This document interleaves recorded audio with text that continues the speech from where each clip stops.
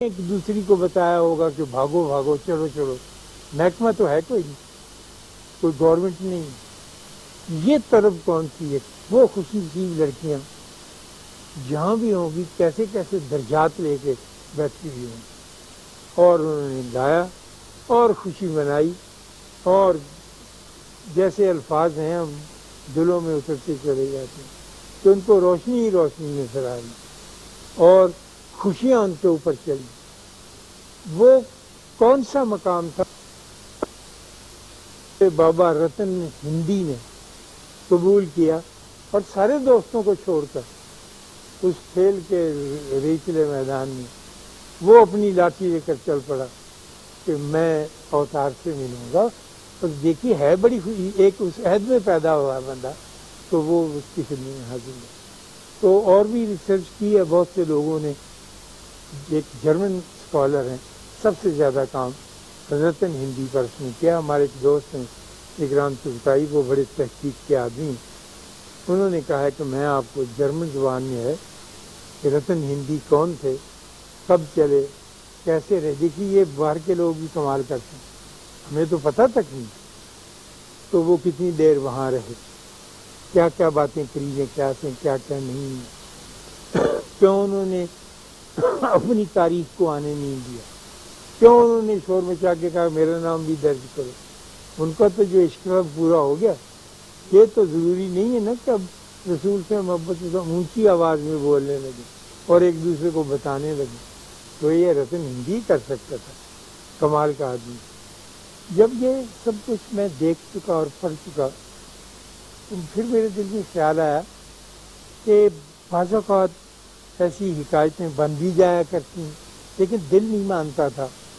میں بڑی پریشانی میں رہا اور بہت دبدہ میں رہا، کیونکہ مجھے اس کا کوئی سورس نہیں ملتا تھا جس کا سہارا لے کر میں ان کے روٹ کو جس راستے سے وہ گئے پہچان سکوں، اور جب وہ آئے تھے بابا رتن ہندی تشریف لائے پہچان سکوں۔ یہ پتہ چلتا تھا کہ وہ واپس حضور کے ارشاد پر اور ان کی اجازت لے کے واپس ہندوستان آئے۔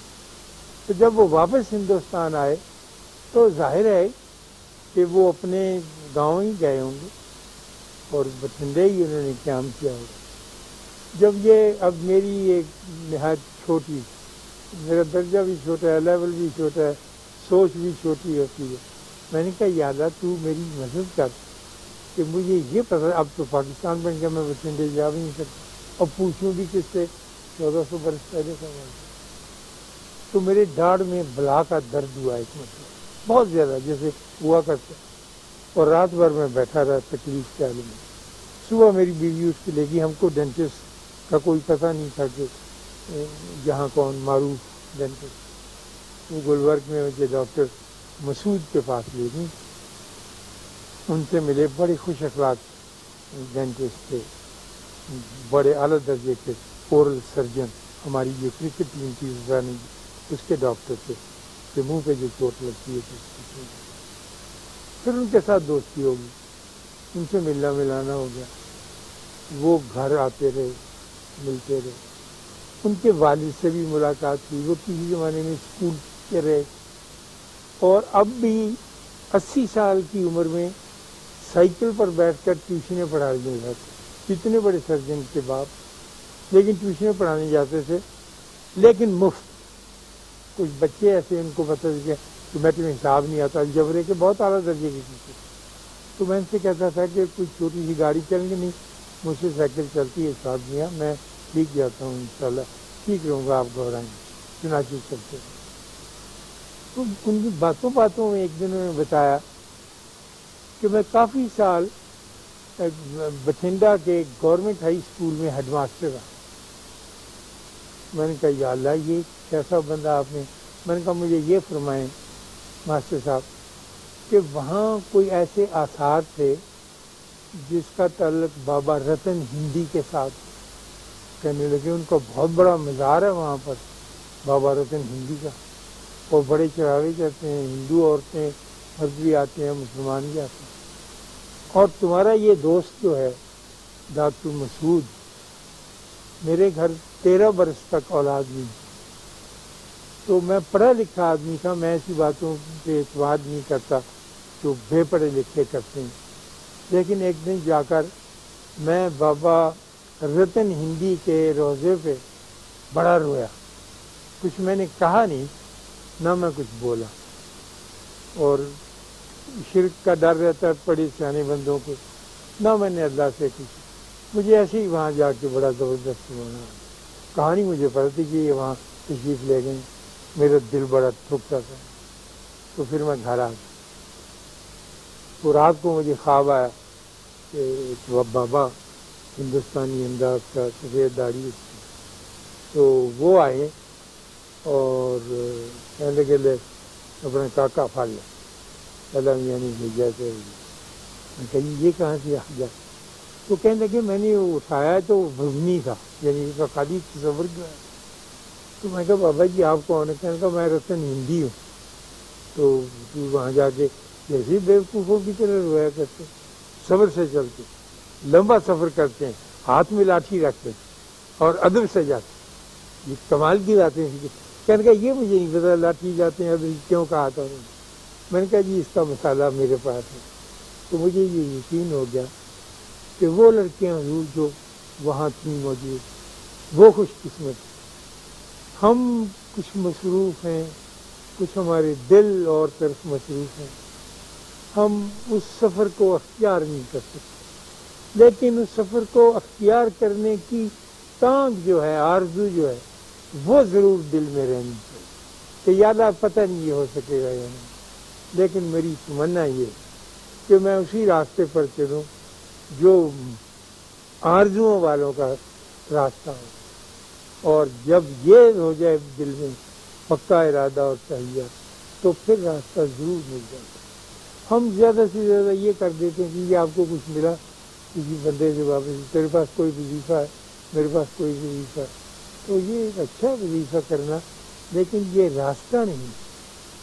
راستہ تو وہی ہوگا پیارے بچوں کہ جو ایک چھوٹے چھوٹے ٹوٹے پھوٹے گھروں سے نکل کر اس ٹیلے کی طرف جاتا ہوگا جہاں وہ لڑکیاں کھڑی ہوگی ہوں گی. نا عقل نہ ان کو کیا پتا تھا، ان کو کوئی کتابیں نہیں پڑھی تھی انہوں نے کچھ، لیکن ان کے دل کے اندر ایک تانگ تھی، ایک آرزو تھی جو نور کی صورت میں آگے بڑھتی چلی گئی اور ان کو دنیا میں بھی ایک اونچا مقام طبع کا دے گئی اور آخرت میں تو ضرور ان کا بہت سرب فرق اونچا مقام ہوگا.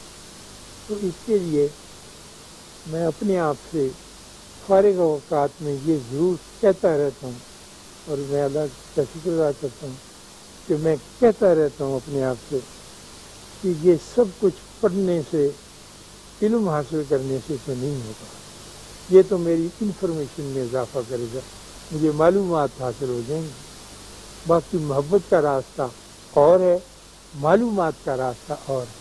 آپ ملاحظہ کرتے ہوں گے کہ آج کل ہم معلومات کے راستے پہ چل رہے ہیں کیونکہ انفارمیشن کی صدی ہے اور ہم اس صدی کو پاٹنا چاہتے ہیں اور ہم زیادہ سے زیادہ معلومات حاصل کرنے کے خواہش مند ہیں. لیکن محبت کا راستہ دوسرا ہے جو ہم کو بالکل نیچان سے اٹھا کر اوپر لے جائے.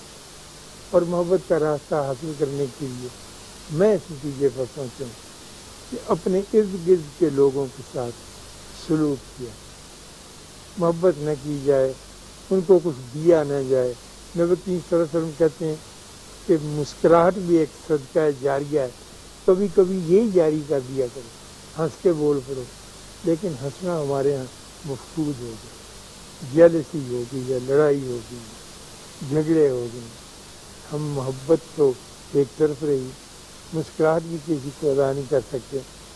جناب یہ بہت، حالانکہ اگر آپ کسی کے ساتھ نفرت کا اظہار کرتے ہیں، گھوری بٹتے ہیں، آپ اپنے ماتھے پہ سلطیں ڈالتے ہیں، تو آپ کے چہرے کے 72 مسلز کام کرتے ہیں. جب اس میں آپ سے کہوں تو 72 مسلز جو ہیں نا یہ اس وقت ٹینشن میں آئے ہیں.